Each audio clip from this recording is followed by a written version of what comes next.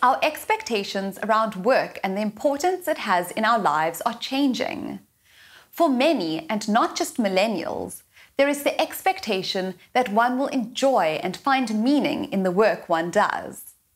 The team of Staffwise, a Jewish-initiated and run career and recruitment organization, reflect on the impact of the Fourth Industrial Revolution and the future of work prospects.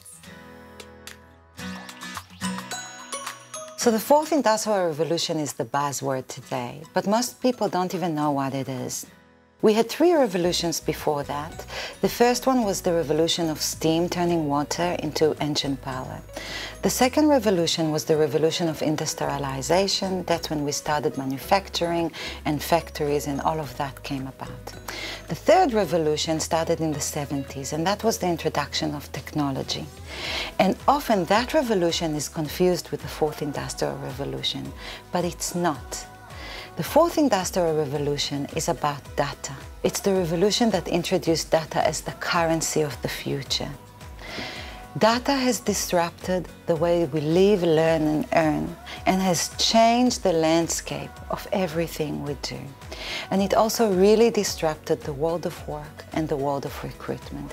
And that's why at Staffwise we are so obsessed about the Fourth Industrial Revolution, because it changed. It changed the way people approached careers. It's changed the way people are being employed. It's changed the way people stay at the workplace and develop at the workplace. It has changed the land of unemployment. The starting point for anyone looking for work, whether it's someone who's employed looking to move or someone who is unemployed looking for a job, is actually looking at oneself. What am I good at? What is important to me?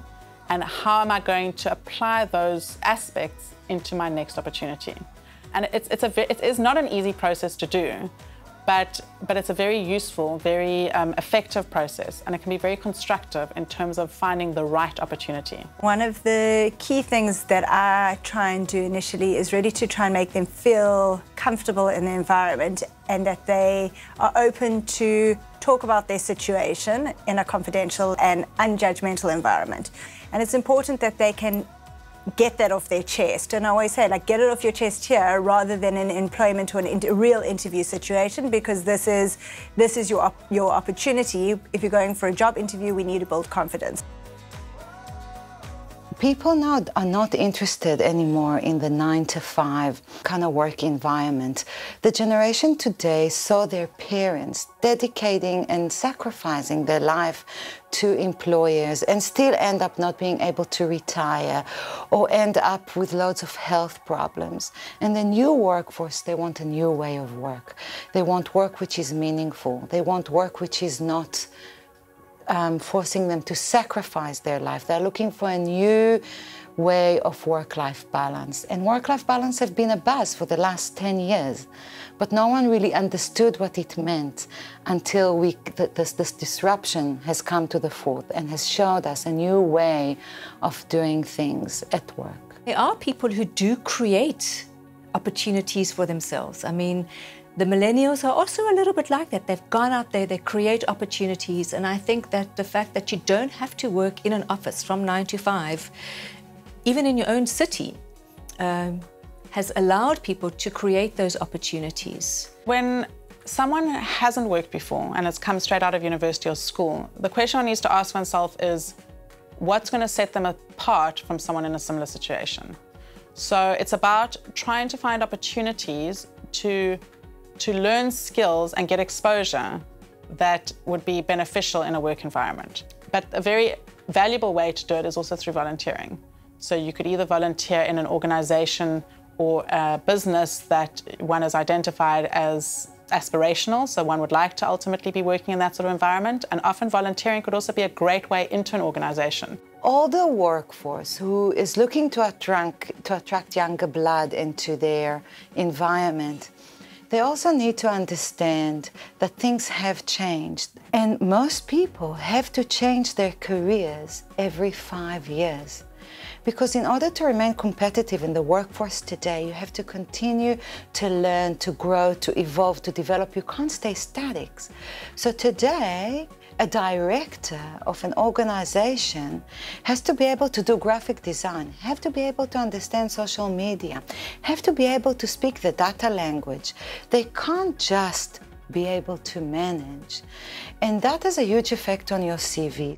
When putting together a CV, it's less about the traditional CVs that we might have used 10, 15 years ago. What we would recommend for someone who's putting together a CV is to look at, on the one hand, their skills that they've developed through their career. And those skills, again, that can be transferred into different environments.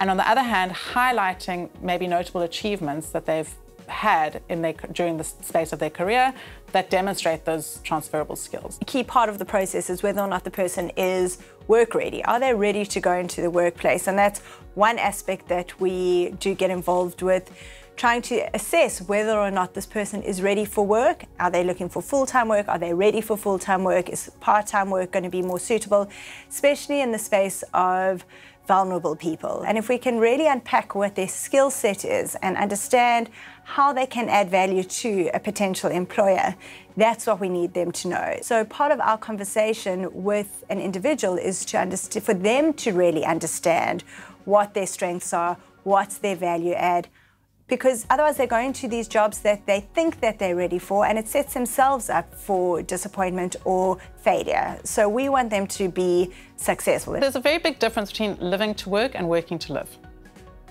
And in a sense, you want to find an opportunity or an environment that marries the two. Yes, people do need to work. You know, very few people have the luxury not to work.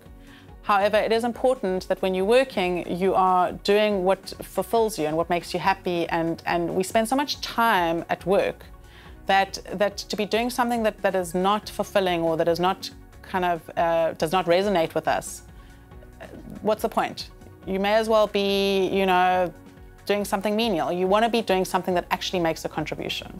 At Staffwise, we believe that the Derech Eretz for employment and unemployment is to remember whether you are an employer or a job seeker, you have to treat careers with dignity and with hope.